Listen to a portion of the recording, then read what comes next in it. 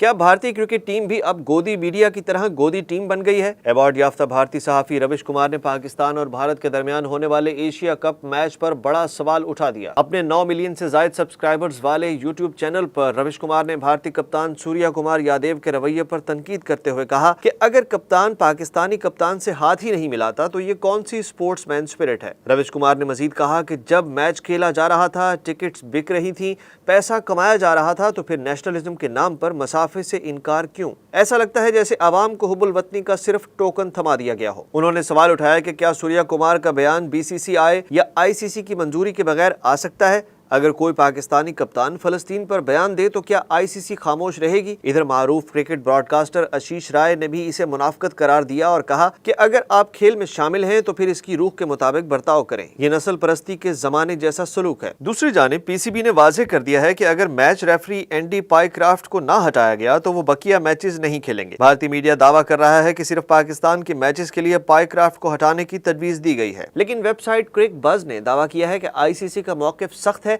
कि Pycroft बदस्तूर referee रहेंगे। सो देखना यह है क्या खेल वाकई खेल रहा है या सियासत जीत रही है।